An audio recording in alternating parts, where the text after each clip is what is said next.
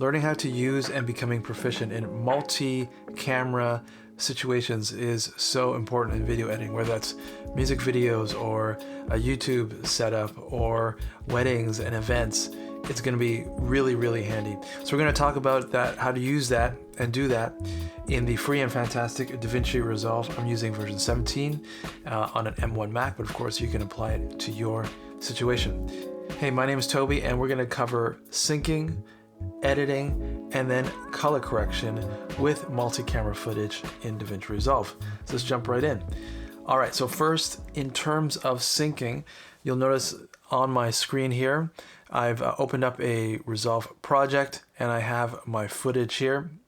And the first thing you need to do is in your footage is to name it appropriately. And we're going to see how that plays in as we sync it together. But you'll see here in my example, recently I helped shoot a music performance or video for our church, and we had 2 takes and 3 cameras.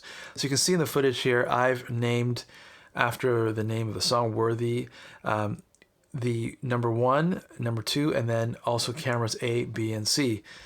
So for me, this is important because I want to know which take I'm looking at and also which camera I'm looking at. And so you need to do that. I would suggest to do that in your Finder or a window, however you want to name your files, before you bring it into Resolve. The next thing we're going to do, well, actually, that you hopefully would have done or will do, is to make sure that there is a clap or an audio sync point that you can sync to. So in this case, we ask for each take the musicians to clap 1 time. Now, this is pretty simple, but it's going to be so helpful because as you see here, we're going to go to the footage, and you can see here I can preview the footage. I'm in tab 1 here. But what I'm going to do is on the left-hand side here, click audio track. And then what I'm going to do is actually look for that clap point. Now there's a whole bunch of footage beforehand that we don't need, but I know this is the clap point. And this is so much more helpful than looking at the video footage, looking at the waveform. And I'm going to hit the letter I. So that's going to give me my in point. And so I'm just going to go through this footage here and select the in point on the audio track. Again, you can see here, I know the clap is over here. I can use my arrow keys, hit the letter I. So let's keep going.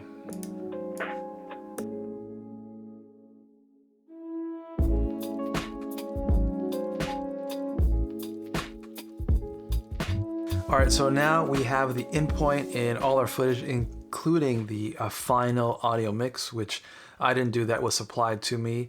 And we're going to create a multi-cam video in DaVinci. So I'm just going to click and drag. I'm going to select all of these clips. I'm going to right click and then select create new multicam clip using selected clips. All right, so this brings up this pop-up window here. Time code, we'll leave it there. Multicam clip name, I'll just call it Worthy Multi or Multicam.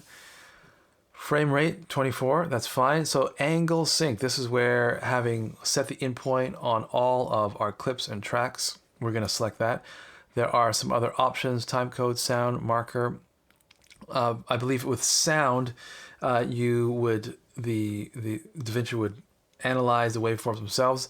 I think this is a little better in just knowing exactly where it is, especially if you have a lot of other extra footage in there, as I did. And then with the angle name, we're going to actually go to clip name because again, we named the clip in a particular way. I wanted to order it in that manner, so it's going to be clear to me. I found sequential. I'm not sure whether that is based on time of when it took, but it wasn't as helpful. So we're going to select for angle name, clip name. And we're not going to check the clips from the same camera. And then we're going to here, this is completely optional. It will throw all these into an original clips bin. I have that clicked. So let's just hit create. And there it is. Here's my multicam clip. Here is the original clips. All right, so let's jump into the editing process. So what I'm going to do here is right click the multicam file that it created, and then I'm going to create new timeline using selected clips. So let's do this. Worthy 1. All right. And you can see here I've checked this as the in and out, and so that means it'll just bring in the file on the in point that I had selected. So let's open this in our timeline, and we're on the edit tab here. With the audio track, we want to have our mix file, our main file in there, and so I'm going to select this, right click it, and you can see right towards the bottom of this fairly large menu is the switch multicam clip angle. So you can see here what it's chosen is the final mix. So what we're going to do here, if you are looking at a window like this, is uncheck the inspector window. So we don't want that, because just the way this page is designed, we need to see our 2 panels here. So we're gonna hide the inspector view. I believe you can even hide the media pool, but this way, this gives us 2 panels. This is our timeline view, and then we're gonna use the left pane as our multicam window. So on the left pane, on the left-hand side, we're gonna click this drop down and select a multicam. So right there, you can see we have all our multicam clips. And what we're going to do here, with the audio already selected to the final mix, what we want to do now is just cut our video footage. So you can see there's 3 options here in the middle of this window. We're going to select the video footage only, because we don't want to cut to the audio of that particular clip. We just want the video. So with that selected, I can hit play, and it's going to start playing through, and I'm going to select the first clip. So you can see here it's made a cut in the video track but not the audio track.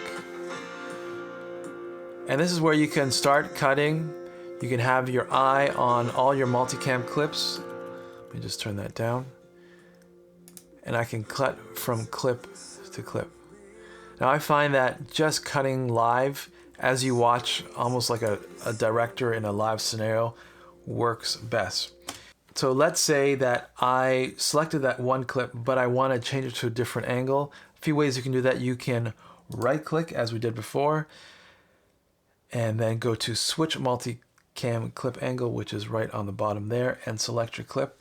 A little faster is to actually hold Option or Alt and then click the number, or select the number that corresponds to the clip you want. So for example, number 2 would be this wider shot. Number 3 would be this tighter shot. So I can quickly look, okay, this is currently this clip which I'm hovering over is this tighter shot. Let's go back to the wide shot by holding Option and then number 2, and then you can see it switches. So that's one way to quickly correct if you want to go back and say, okay, that's not the clip I want. Of course, you can also add the edges of the clips with your selection tool. Just drag that back and forth so that you can change where that transition happens. And basically that's how it goes. You're going to keep looking through your footage. In most cases, you're going to want to stick with one audio track, that final mix, or that microphone track, or whatever it is, and then select and click and correct the multi-camera video footage you have. All right, so let's now just talk about color correction. Of course, DaVinci Resolve is known for color correction. In this case, because I shot a lot of this footage in log, what I wanted to do is do a kind of a quick turnaround. And so we're going to go into the effects library, select effects on the left-hand menu, and then drop in an adjustment clip. And so with this clip, I can drag it as far as I need to and create a quick color correction layer, in this case adding the default LUT profile to correct the log profile that I have. And that way it's quick and easy. It's right and over top of this footage. So with the adjustment clip selected, for example, I'm going to go to my color correction panel. Now I can do a lot more things in here. I can add kind of global adjustments, but just to show you here, I'm going to, in this one node, add my favorite LUT. In this case, it's the XT4, the F-Log to Eterna. So that's added. That's all I need to do. When I come back to my edit window, you'll notice now all the footage looks corrected to the Eterna profile in a 709 like look. And I can toggle this on and off by tapping the letter D. And that's really a quick and easy way to do it. Now, what if you need to go into each clip in the multicam clip to adjust something? Well, we can do that too. So going back to our media page, we're going to right click the worthy multicam clip and we're going to open it in timeline. So now this is showing the expanded view of the multi-camera clip that's thrown all this footage together. And from here, we can actually color correct and adjust exposure, white balance, all those things in these individual clips, and it will be reflected in our main timeline. So for example, here, I found some of the footage was perhaps just exposed a little too bright.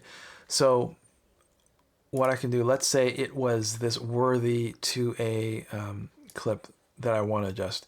Well, just the nature of the color correction, I'm going to actually disable the clips above. So this is the first clip I'm looking at. And now I can go to our color correction tab. Here I can add some contrast, or I can bring down the, let's say, let's bring up the, let's lift it a little bit. If it was too dark, let's say, we're going to make it pretty dramatic, all right, just so you can see. So that's done in our multicam clip. Back in this edit window with the multicam clip, I'm going to enable these two video clips as well, because again, that's going to be reflected in our main timeline. So heading back to our media page, we can open this timeline again. We're going to double click that. And you can see here the lifting we did in this clip here is reflected in our main timeline, because it was buried in that layer of multicam clips, if that makes sense. So just to recap here, I use an adjustment clip for a kind of global adjustment. And then I also could go into the multicam itself as I open it in a timeline and adjust or color correct each clip. And of course I can do all sorts of adjustments, whether that's reframing or changing an angle. You can do that within that multi-camera in the timeline. And that's basically it. Now I happen to be using or editing 6 clips here. I did end up creating proxy files for each one. 4 out of the 6 were shot in H.265, so a little heavier in terms of the compression. Created proxy clips just to make the editing a little speedier, a little quicker, because depending on your system, you're going to be looking at all your multicam clips moving plus the main timeline. Proxies are probably going to be helpful, probably a ProRes Lite. That's what I prefer. So that's it. I hope this was helpful to you. If you have any questions, let me know. But again, super handy and helpful skill to have, whether you're doing music videos or live events where you have multi-cameras, or even a YouTube setup like this. So I'll see you in the next video. Thanks.